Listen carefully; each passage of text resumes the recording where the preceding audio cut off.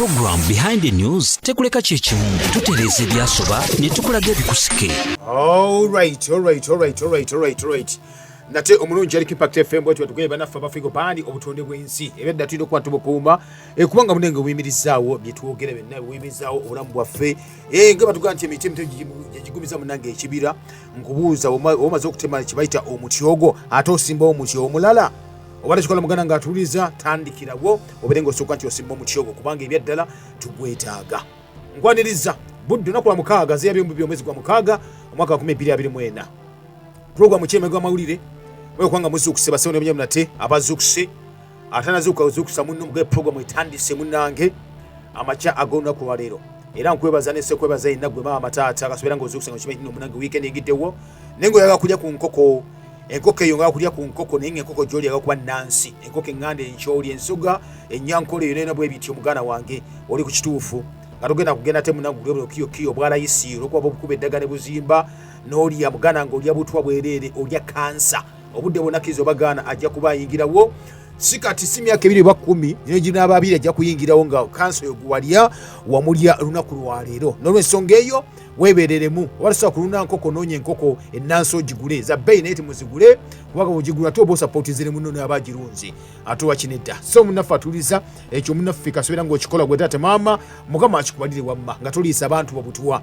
oli wakabinyo nyini ddala ate era webali nnyo tata maama kasoberanga nawe ebyaddala nga bozuuka bati omanya nti n'ensi kwe tuli oba omuntu yenenena ebitundu ebisuka mu 7 ku 10 bikolebwa mazzi n'olwensonga eyo tulina okuba tunywa amazzi mibiri gyaffe tugeetaaga nga mwegali n'olwensonga eyo ng'okimanyi tina amazzi gonywa olina okugafumba nga mufumba amazzi ewakaba nemwebale nnyo mwebali eddala abalina ensuwa mwebale nnyo wati onansuwa ninga ona baketiyo akalomola akanyirira musa amazzi nga ogugafumbye webale nnyo ebalire eddala vakuba no jukira nti no alipoti afulumizibwa nti amazzi gonna negetuga no gali safe ko tegali safe munaffe gali mu chemicals zizo talaba nakola na masogo nga zili carcinogenic ekitegeeza zikwasa kansa n'olwensonga eyo munanga tuuliriza nga gambye ove kugana amazzi gagimuyitaga chemical water mwegimuyita mineral water kuba ne chemical bazikulaga ne bazisa ku chupa ne basako chemicals ezenjawulo ne bazisako ne bazisako muganda wange ekidirira ojja kitegeera kubanga ojja kunywa chemicals ozo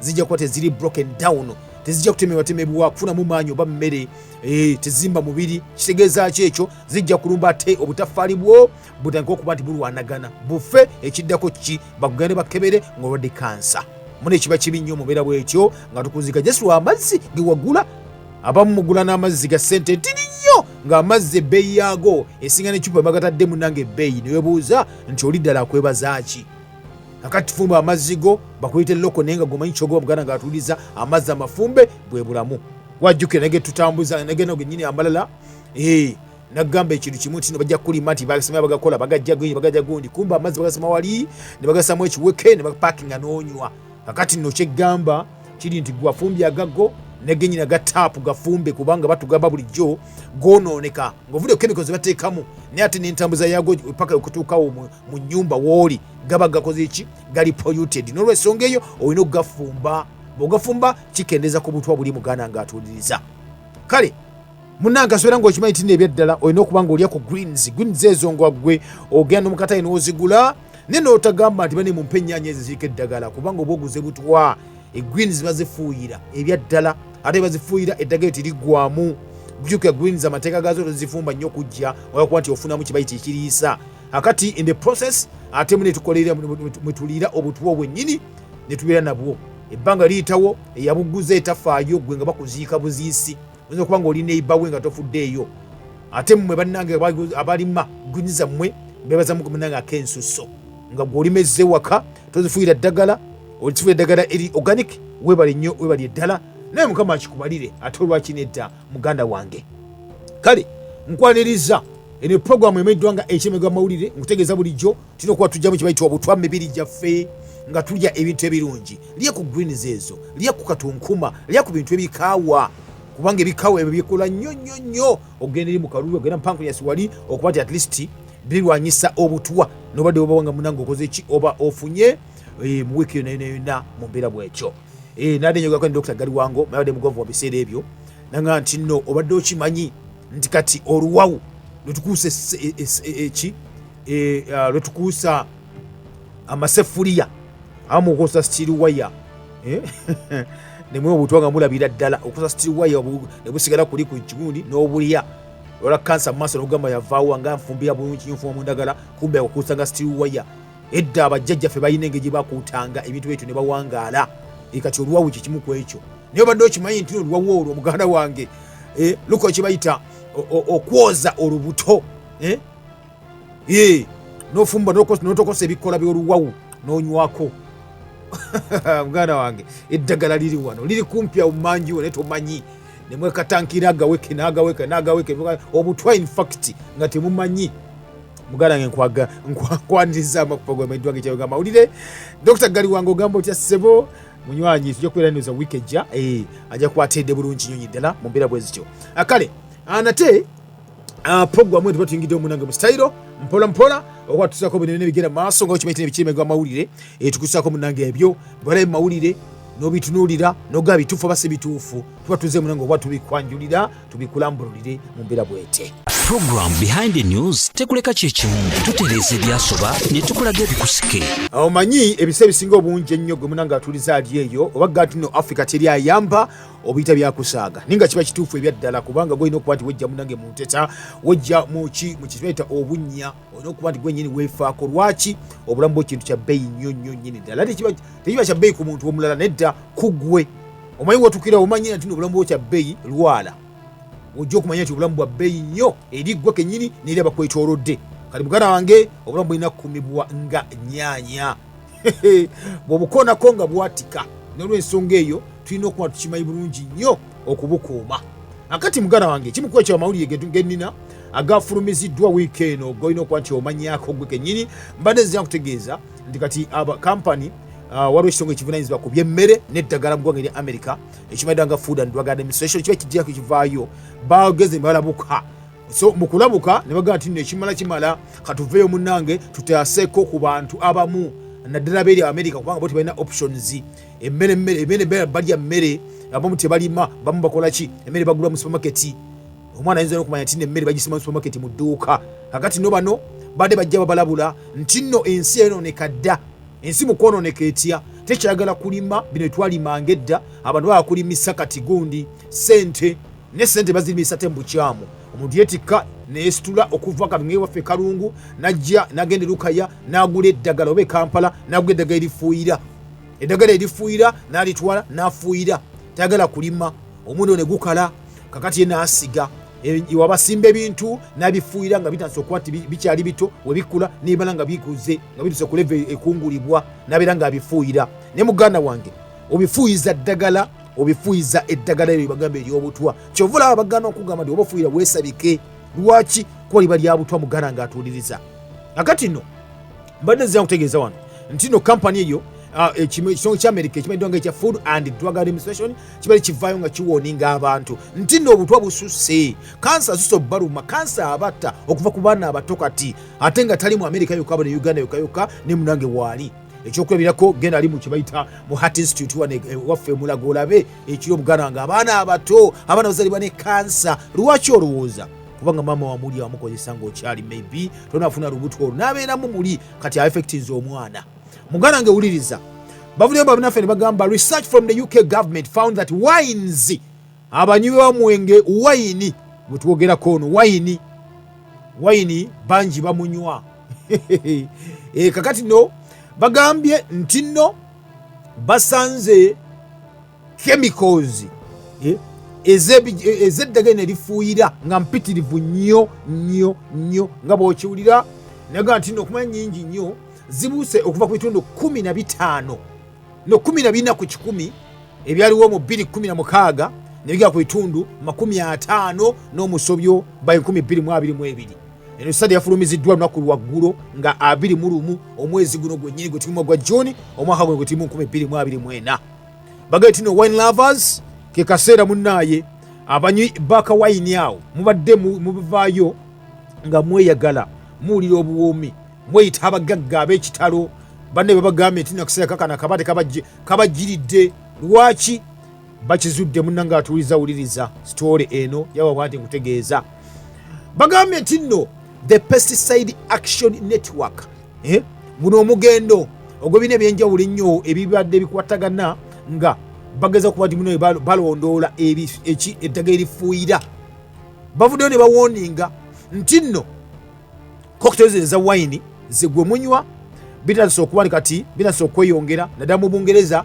ne mu nsi yonna wine gyagenda bagenti babadde bakompenga research owa 2016 n'owaleero gwe badde bajja bakola ne bakizuula nti nno mu wine mulimu herbicides ate nga zeeyongedde okuva ku bitundu 16 paka ku bitundu 50 ku 100 munanga atuuliriza era twogera ku bagee batestinze sample za wine ebika bya wine 72 ogwetola ensi yonna ne bakizuula nti mulimu particles eza pesticides 19 ebika 19 ebya pesticides ate nga bakimanyi nti nno ku ebyo byonna baga nti nno they are known carcinogens kitegeeza ki nti bikwasa kansa era ne bava ne bagamba ebyaddala nti nno this massive rise in pesticide cocktails should be of grave concern because we know that chemicals can become more harmful when combined, and yet we continue to set safety limits for just one chemical at a time. Banafe ne bagamba tino okwegendereza ennyo olw'ensonga nti bava ne bagamba uliriza ojja okebere ku bintu byemunywa ebyo kubako chemicals bateekamu ezo baga nti zino si za bulabe eri omuntu naga nti okay tube tuva nga tukyogera ekyo naye oli naafuuyira chemical A, chemical B, chemical C, chemical ez'enjawulo ne zigera nga zeegatta kitegeeza nti nno baba basukka ku kye bayita ki omutende gwe bagamba nno tegujja kubawa bulabe eri omuntu waffe wa bulijjo kitegeeza nti nno muganda wange oba ofunye chemicals ez'enjawulo mu mubiri gwo gw'omunywa wayini era bagambye ekirala kiri kimu kyokka wine lovers shouldn't have to risk exposure to any array of hazardous pesticides when they fancy a tipo nti abanywi ba wayini temuyina ate munnange kuba nti muvayo ne mukuba ki ne mubanga mube nnyini mubeera exposed nti mweteeka mu njega eno olw'okuba jaso yaga kunywa nakweraga nti yaga kunywa kubanga baga nti no wayini ono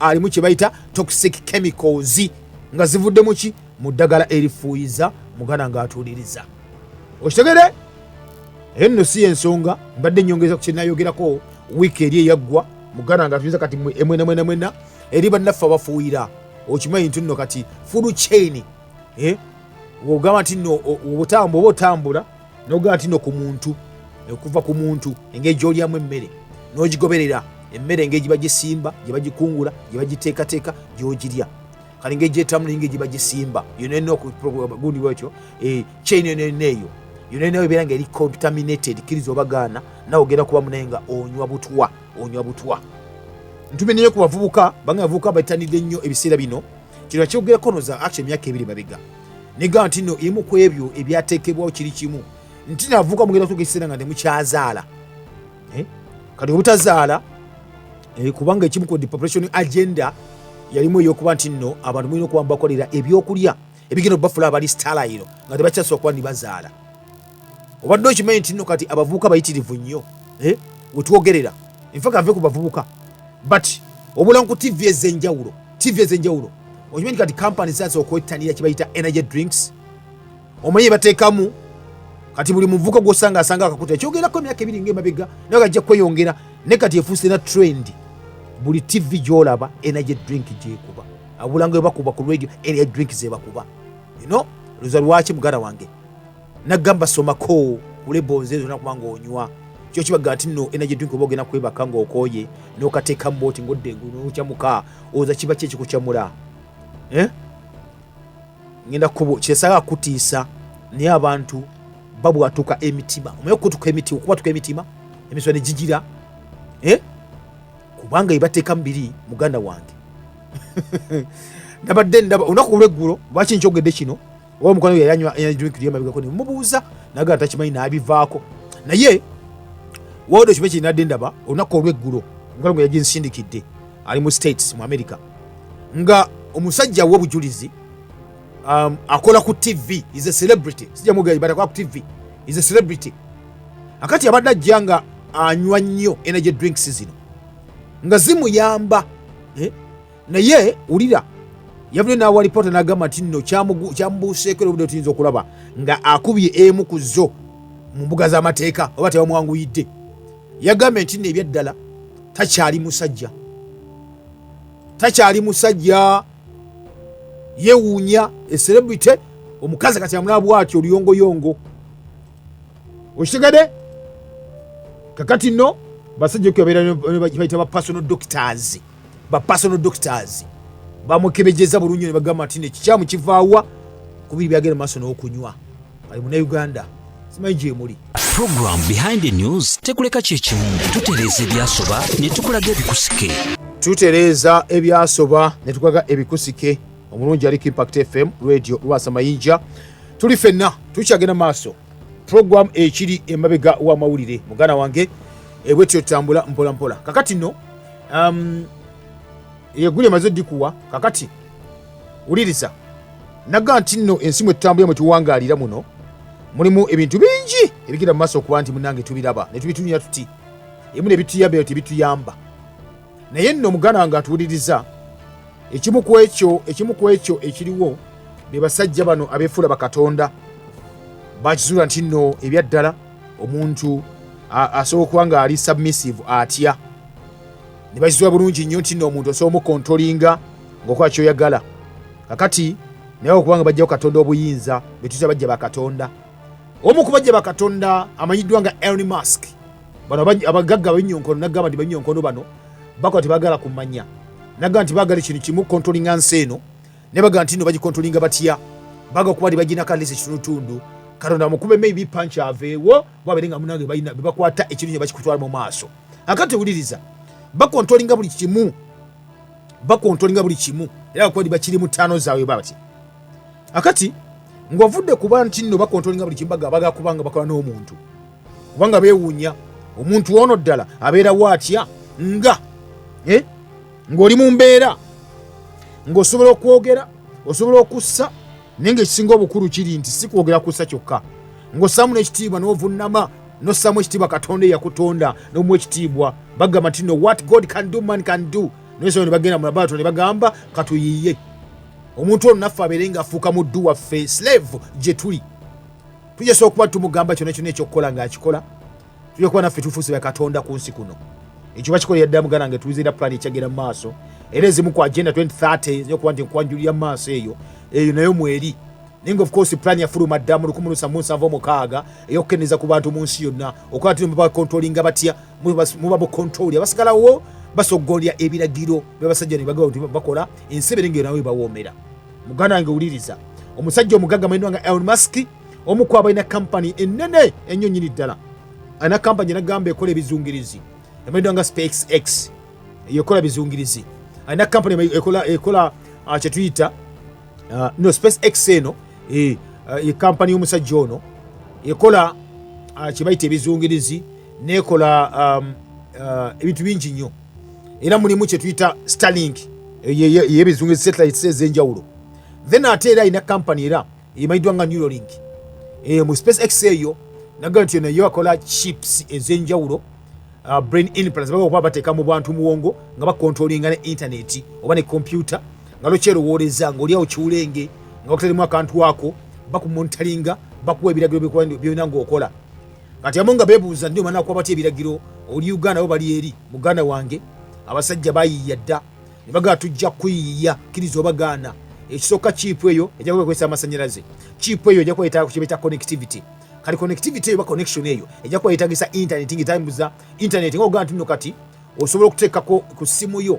ng'otaddeko airtime n'ogula bundles ku mukutu gw'oliko gwonna ne oyinga ku internet direct nga isimu yo tekuliko mulongooti naye ng'ate amayengo gagenda kati amayengo awo gye gagenda gaba ga communicating ne satellite ne lusa obubaka bw'osindise ne bugenda kati control nti esimu osobola okusindika message n'egenda n'ola video bulungi nnyo n'okola bikikoze bitya ng'okozesa ki internet kati internet eyo balina emirongooti egy'enjawulo emirongooti egyo egimu abantu bagyokya mu biseera bya COVID-19 kati bagamba tulina okuyiya embeera endala etusobozesa okuba nti emirongooti gyaffe internet yaffe tekola ki abantu ne beekyanga abatuguddemu tebajja kusaanyawo ki internet yaffe kyebakola ne bayiya okuzimba emirongooti giri gifaanana ng'emiti bw'ogula balooza muti n'oyitawo n'otamba n'ogenda ne bagamba naye maaso eyo abantu bayinza okwekyangeera ne bagyokya ko bagimanyi tubagambe tubalabudde munnange ne bagamba nti okay kiwe okukola kiri kimu kyokka kati internet kati gyambuse mu bwengula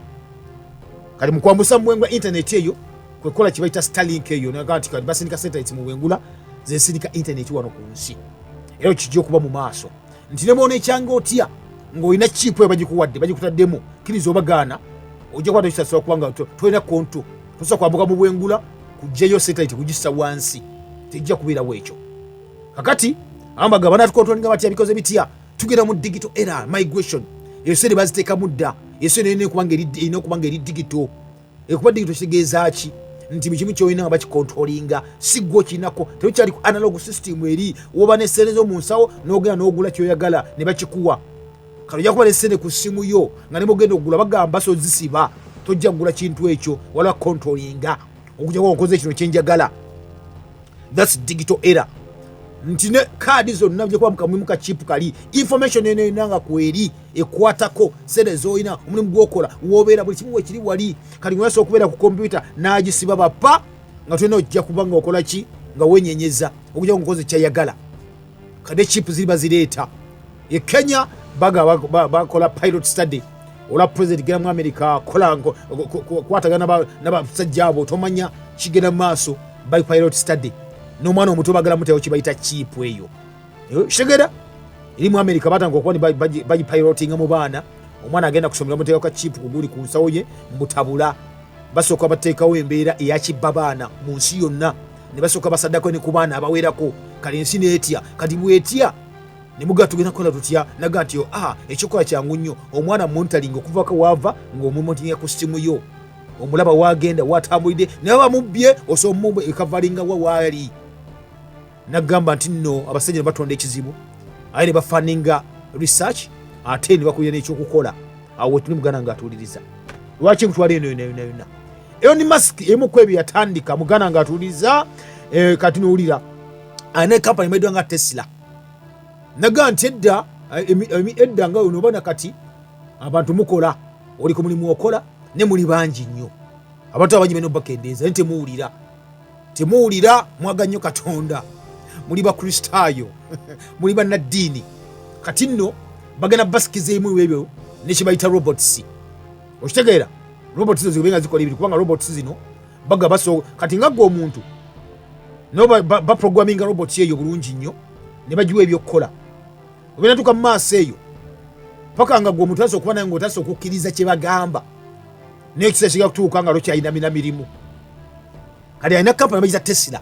Eno Tesla yavayo nga etandikira mu motoka ez'amasanyalaze naga nti bagala ensi webagala tekinologiya agenda kuba nga taking over kyegambe kiri nti it's easier to control a person okusa tekinologiya than omukontrolinga okozesa analogo okitegede nakwo ekyokwebirako wano nti TV kati zemulaba za bisowaani za satellite za antena ezisinga obungi ennyo emirongooti bagitugobesa wetaaga kati okugula kadikode waka okulaba TV kakitegeeza kadikode ako luli edda luli nga munanyini TV nawe alaba TV ogula TV yo waka noteekako antena yo kati TV nga nanyini TV alina omulongooti asindika ekifaananyi kye nekijja nogwe n'okifuna yina gy'oli nga teyasobola kujjako TV ne gavumenti newebanga eyagala nnyo anesingeze ku mulongooti ogwo gwennyini negujjawo ne kati obudde buno twagenda ku digito tewetagana mulongooti otwesindika sigino nogenda wetaga Jessica senda ne kasindika sigino yo ka converter wene bakagira kadi gwe wakano bera neki ne ka set top box ako kadi koda no fune kifananyi kati oli aso okunyiga bunyizibwa ati bapana yako TV gyagala gyonna kubanga kati ampesa kali bagenda digito baso okuba ndi banyiga bunyizi novaako notaddako yo control gye twogerako kakati emu kweyo bayiya nti ensi wegenda okuba tetambulira bakweta emituga ya masanyalaze emmotoka za masanyalaze piki za masanyalaze nozambiraba nabaga pilot study yatandika dda obula ngo bujja kuyita nnyo bujja buwulira mutaso obutonde bw'ensi nga mugula emmotoka za masanyalaze obutonde bw'ensi piki za masanyalaze obutonde bw'ensi masanyalaze okitegedde zimu tekinologiya kakati omuntu gwe ojja kuba nga otatekudde ebbali kubanga kitegeeza nti emmotoka y'amasanyalaze gwatunda amafuta ali ku pampu nawe agatunda agasuubula ojja kuba nga tokyalina mulimu bagugyewo tejja kukyama petrol station ojja kuba likyaliwo ng'ovudde ku ekyo teronjeye kati agenda ne maaso ne mayumba wonna kati ujja kutuukiseera ng'okuba kubise ngalo bwo tokyakwata ne ku switch amasannyalaze ne gajja kuba ojja kuba ng'oli wired already. Kati wiyo omusajja kyeyakoze abadde mu process yakola zebayita robots naga kyo bakikola bulijjo era batandika okukikola kuva mu cyborg robots ne tugenda ku Terminator bwe batyo ne bagapaka bakole robot ebeera ng'omuntu. Wiyo omusajja kyeyagambye on MUSK yagambye nti no company ye ero gye twogerako emaidwa nga ya Tesla ng'ovudde okukiri okukola emmotoka ez'amasannyalaze uliza statement yafulumizza yagambye nti nno uliza nnyo another statement from Tesla eno ya 25 trillion US dollar company yetwogerako ya Elon Musk yagambye nti nno the company the company emayiddwa nga yakoze bita Optimus model robot yeno yagambye this robot is that they won't only serve as a practical robot tezijja kusavinga robot eza bulijjo but they will also be a companion and even a babysitter. Robot zabali mu kwati yakola company zekola kati obudde buno tezigenda kuba just robot za bulijjo juma genda okolesha kino naye zigenda kuba companion. Mumanyi companion asobekerwa muyambiwo asobola kubeera mukazi nekyategeeza mukazi wo robot okubeera mukazi wo oba omukozi we waka babysitter. Eno baziyita generation 2 Optimus robot omusajja zeyafulumizza yagambye nti nno zino zina emikono zaazo emikono iso okukyuka mu kyebayita 22 degrees of freedom nga zeyagaba egazibwegati ngekyuka yagalira okiwudde mbu these hands can allow the robot perform various dexterous actions. Okitegeere mugana wange akati wano wetuli naga nti wede bakolako kyebayita testing ya robot zino zebakola nga nkazi bazudde nti nno mmwe omukazi n'omusajja Katonda yabakola nga mugane muzaala muzaala omwana n'abeerawo kati baga nti nno tewali tabbu omusajja kyeyagala ennyo naga nti kinagambye kiri ti nno ebiseera ebisinga obungi family bagenda zitta zibenga tezikyaliwo zi families ezo naana abakulembeze b'enzikiriza balwana nnyo bategese family festival nebawo nga 29 ekololo akati eyo babirwanyisa bane obiwulirako babirwanyisa ddala nga bw'okiwulira mugana wange. Program Behind the News tekuleka kyekimu tutereeza ebyasoba ne tukulaga ebikusike. Ife tutereeza ebyasoba ne tukulaga ebikusike mugana nga atuwuliriza gwali Impact FM radio Lwasa Mayinja. Akati nno njagala statement yo giwulirize nnyo. Ayagambye tino a friendly Optimus robot companion. Elon Musk agamba nti nno we could see Optimus having some kind of large language model LLM functionality like chat GPT to allow it to talk to its owner. Robot izo bazikoze mu ngeri nti nno bagiwa ennimi ez'enjawulo zonna zesobola okuba nti eyogira obwegwa lulimi ki such so kigisobozesa kyobwange kyangu nnyo okuba nti eyogira ne nannyini waayo. Omusajja adde ayogera ku nnaku z'omwezi nga 13 olunaku lwakuna omwezi guno gwa June mu meeting yabadde wali mu Austin mu Texas wadde balina kyebayita Tesla 2024 annual shareholders meeting. Yagambye mu meeting nagamba wuliriza nti it's bino njogera bya musajja Elon Musk I quote yagambye it's your companion. It can be at your house. It can babysit your kids.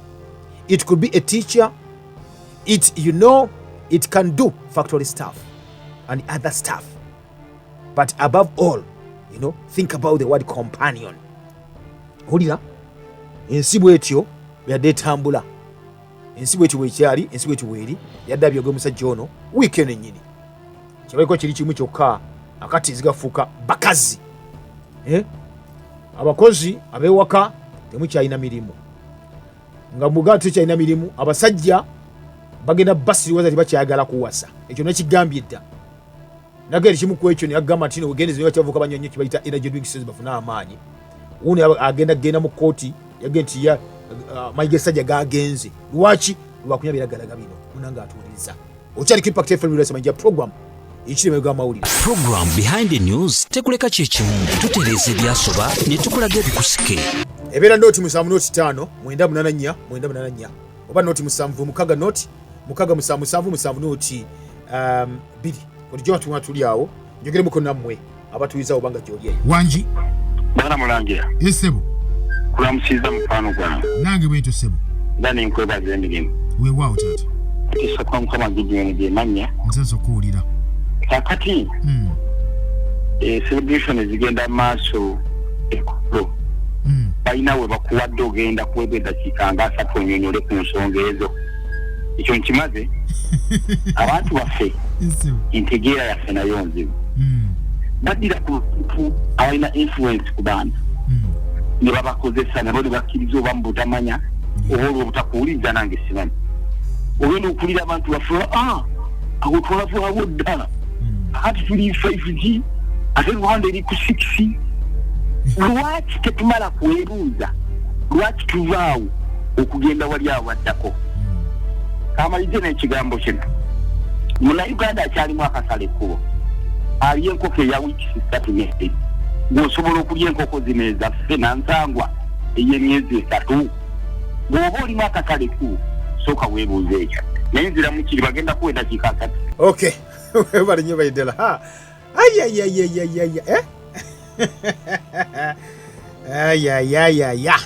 ne bageza. Okay. Kwetuli muganda ngatuliza. But anyway, gundi yamanyi eyo njikisamu ekitiibwa yaddala ejja kubanga esokubanga eva n'eyamba abantu. Family zigenda, family ziggwawo. Aye ebintu emu abamu batya n'okubyogera. Ziggwawo nga ngate yagenda basajja bano. Kati World Economic Forum yatudde this time amawundi ogizanyisa muganda wange. Family zino okusaanawo babakole family zaabwe. Impact kwoli Wanji. Hello. Munange nkuwulira. Wanji sebo. Okay. Bokube simu mpulirira mu simu yo tompulira ku radio. Baso kwa tsoko antuliziganya bulungi nnyo. Tompulira ku radio mpulira mu simu yo. Impact FM. Wanji. Yes sebo. Wasira no sebo. Bulungi sebo. Kozi gweyo. Bulungi sebo. Ani ono taata. Obale okutuweereza bulungi. Yes sebo.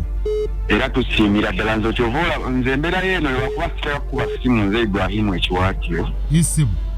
Naye embeerako nnyo bambi nsiima nnyo kyovola nze ebintu ebimu nabireko bigula mu supermarket mboba kola ki kambere ate nno okimanyi nti nno wotobigula banno oba bavubuka banno bakugamba mbu mu nkola ya kikadde okwefuukira amazzi. Yes. Bakuyita loko. Bakuyita loko bagamba mbu nno simanya oli kikadde owuliriza radio mbu ate oli mukadde kyokuva ebintu ebikuyamba. So nze kyekyo kyenjizeemu neyanzita toyanzire Ibrahimu ekiwatule. Okay. Batole nnyo ab'ekiwatule. Impact FM kwoli muganda wange atuwuliriza onagambye nti nno omulangira sebo mulangira webale kutuweereza. Okay, webale kusiima. Agambye atya Amudembe David from Kikoma. Ekikoma iriwo obulenzi. Amazima digital control egenda etulya oba tuddewa. Abasajja baki yadda kino ekya digital control kirizo obagana muganda wange etina kwanga kutubeberera mu ffeffeka. Kwoli. Langira. Wanji sebo. Eko katono. Esebo. Tukolereko research. Okufa Alice Beire ne Oprah Winfrey bawangala nnyo tusooke tubagerageranye ne Bill Gates ne Elon Musk. Okay. Yaga kumanya bakoye ku research gundi nedda bawangala nnyo nedda gundi ani of course gundi Alice Beire yafa taliwo ne gundi akyaliwo Oprah akyaliwo emyaka 7 simayo bago dotegeza Oprah Winfrey yakyaliwo oyo Alice Beire owagundi Lucy Trust abo family baga bajesteeka wansikirizo bagana mwino vakatonda mugoberere bo kale Impact FM kwoli yala Mami mulangira nkamusiza sibo. Nange bwentyo munange. Amanya nge kahitalo Francis no kukijukizo ewakayoli lwange Masaka. Esibo. namwe munange ebiseera ebisinga gwotukoze omulimu gwo wabula ate ffe faabalina otandikirawo wootuuse naye ffe munaye okoze omulimu gwo nga ggwe era nsuubira nti supermarket ezisinga obungi ziyinza okuba nga z'abasajja abo naye ate ojjanjabya abaana n'abazzukulu katonda akutuwangalize ssebo Kayitale Francis Mukomonyen. Webale nnyo balidde bwana Kayitale Francis. Okay, nze musajja wa NRM Kibogo Isa Ngore eri Kaguru Buyende district kunebu magogo ya Ntwala ye MP wange.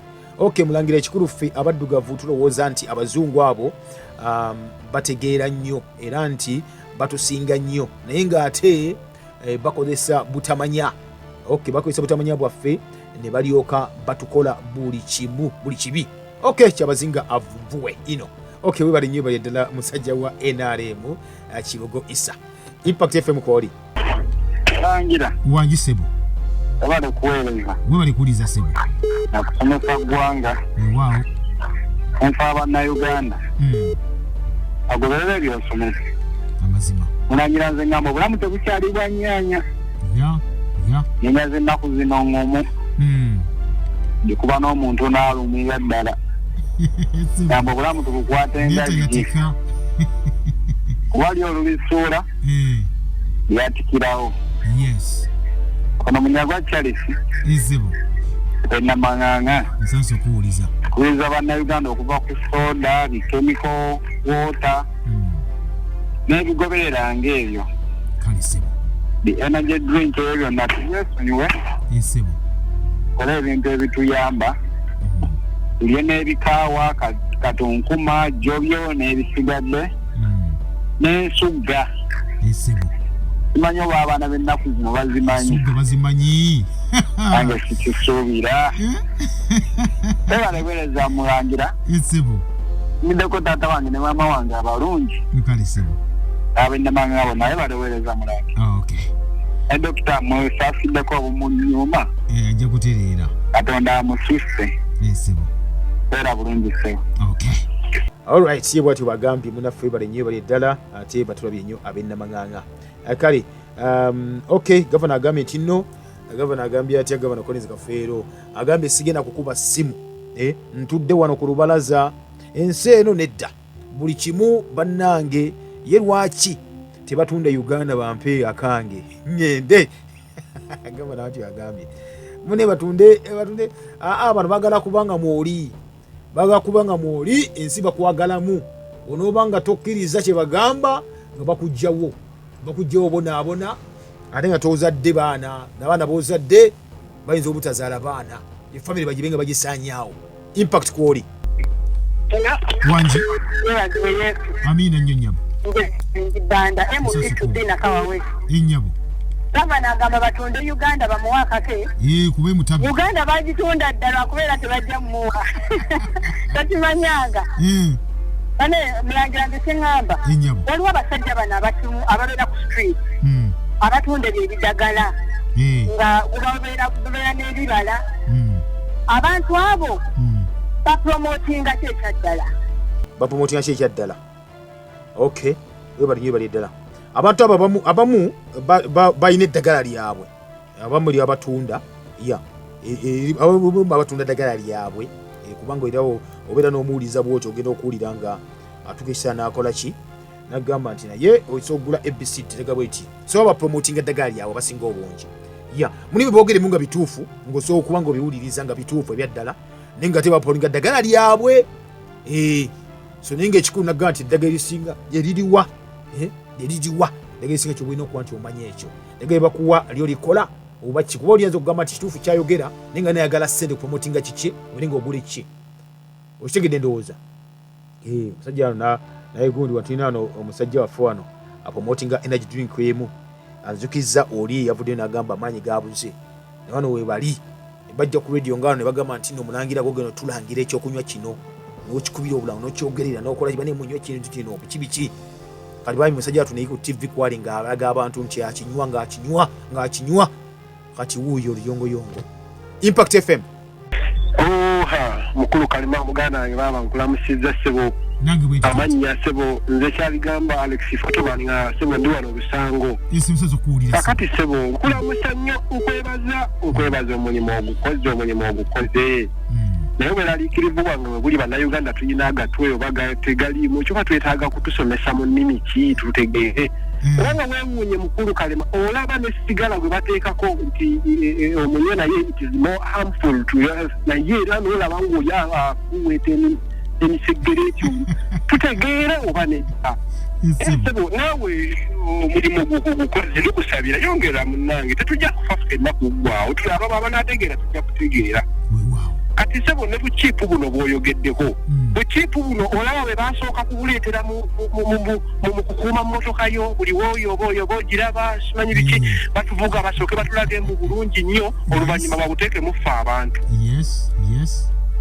okay tuyanzeege tusabe busabi nnyo wakino sometimes kikolebwa ngagali batondawo ekizibu musabe nnyo nti abaana babeere safe nga bapromotinga ebintu bino egavumenti nno nga bakikolako ebiseera biri waliwo ekibba bantu ekyakakira ennyo naye mu Amerika babikola abaana ne babula bakusaba abaana nga 10 nga bafudde omwana abula bamusanga bamusaze ekyadde ekyali ki nako okupromotinga nga bayita mu masomero abaana mubalondoolenga nibakola ensawo nibasambu chipu obwo kabaga nti omubbi asooka okujja ensawo omwana asooka ogimuggyako naga kati muyiye chipu mugiteeke omwana muki mu mubiri gwe omubbi tamanyi bwe mwagiteeka tamanyi mwekola ki nti omwana newe omubba ku somero basobola omulondoola by GPS ne bamuzuula oyogedde bulungi wonzukizza ekimmotoka tracking technology gyagenda bo bagamba bugambi big brother is watching wanji ekibanga abakulembera tebafaayo ebintu bino ebimu tugenda kukola tutya kubanga abantu abatukulembera bennyini bebandibadde bakulemberamu mu nsonga eno bakineeraliikiriza nnyo bungambi togenda kufuna dakiika 3 kololo badde nsondasonda maanyi gagendayo nakyo ndaba nga sinza obutankolera makulu kubanga abantu baffe bangi bakola ignorance kansa efuuse kansa ate gavumenti netugiteeka ku pressure ereeta eddagala eritwikinga kansa ate ng'erireeta gituwetanira olwa ignorance obutamanya ekyo bukozi mukama akyogera kubaba ekyogerako nze po ennamugongo ku kya energy drinks I am a victim munaffe wuno po ennamugongo agambye ku kya energy drinks baba yasooka oddugwamu yalugwamu dda kusabye buganda wange nobuto obusobola bujjamu mpolampola mubiri osobola bujjamu it's never too late osobola bujjamu mpolampola kyova nti onywa ekintu nekikuwaliza okunywa ekirala kikuwaliza okunywa ekirala webuze bateekamu ki muli munda eat to die eat to die ekitabo kiramba by the way ekyo nakitandika dda nakyo kitabo kiramba eat to die tulikolako oba series eza eat to die omanye ensinga bwetambula okay naye bwana stone njagaza ki agayo mulangira good morning, this is Gavin from Chari Wajala. The government of Nigeria now approves the new GM on maize, which is insect resistant. Now, if maize is resistant to insects, how about people who are going to eat the maize? Are they eating maize or insects? Oh, we'll get the song by the way. In Nigeria, yes, is approving the GMO maize. Kasolyo mukolerere. Baga ntino kasolyo no talibwa biwuka ngaliwa mu nnimiro. Okitegedde ebuka yugeza okuba ati mulya bifa bufi kati webuze ekintu kimu kyo kyenagambye nti abasajja mu America bwe company baziswala mu kooti zi Monsanto ne zibalirira billion and billions of dollars. Webuze ekibuuzo gwe mu Uganda n'afa kansa osotwola company mu kooti yeso okuzza emabega katambi nti company yo yandwaza n'otwa mu kooti ne bakulirira oloso okikola ekyo oba nedda. Webuze ekintu kimu tinno lwaki abatalina mmere ate bakuwali abatalina mmere ng'emmere eri wala kusomazinga Africa ate baagala gofune emmere tosa kukyebuuza kino olaba lwaki ddala ekyo kyowe ekiri lwaki ettaka lifudde lwaki omuntu omugumba ayagala gwozaale sina mugumba o teyagala kuzaala teyagala baana naye ate gwayagala ozaale kibi nnyo kubanga ekyewunyisa baleeta eddagala erifuuyira n'empeka enkolerere naye ate batuuka katale k'ensi yonna ne baawula ne bagamba nti emmere eri organic gye baagala era ya bbeeyi etali organic togiyingiza nawaabwe okitegede baagala emmere eri organic ewaabwe etali organic togiyingiza era ebyuma bigikere nebikisuso ndi bakike bali negyofuuyire ofuuzi nga naye tebagyagala baagala eri organic kale bo bagala bulamu kyokka ffe batuwa ki batuwa butwa wakisiva wano banatya n'okuyomba wamma mbasiibudde amatya mugerwa Vincent owe kwanga owuliriza agesimanya empeereza zo zonna ow'oluganda omulangira mugerwa Vincent omusomesa sebo ebyokunywa ndaba birabe naye mukwano gwange tikyadde omugamba ave ku mazzi namugamba ave ku mazzi neyagaana kati namuvaako muveeko mubuuze gye bamuziika tunamuziika wa amazzi afumba amazzi ave ku ebyo kwanga owuliriza tikya Vincent kale weno omusomesa ate muwandiisi wa butabo banaye ebimanyi muwagira ebintu bino bannange sometimes bagateeka mu bitabo ebyo nga baterimu amagezi amakusike nti bokyeza ebintu boyokya ya library number mu Alexandria ne bookya library number Timbuktu ne bookya ebintu bwe bityo ebirimu amagezi babijjawo ne babisaanyawo byonna sakitategeeza okuba nga ali carried on ekubuusa bantu noli wava nawanika ekitabo muganda wange mumuwagire nga mukigula bane mbasiibudde mube bulungi kubanga ensi mwe tuli mwe tuwangaalira ebya ddala olina okuba nga gwe kennyini osobola kweyagala oneyagala otya ng'ate wennyininyini onywa butwa mu mbeera bwe zityo tebabagamba abasajja tebabagalangako ebya ddala naye mukyabeesiga bakoze ebintu bingi nnyo ebikolobero. Program Behind the News tekuleka kyekimu tutereeza ebyasoba ne tukulaga ebikusike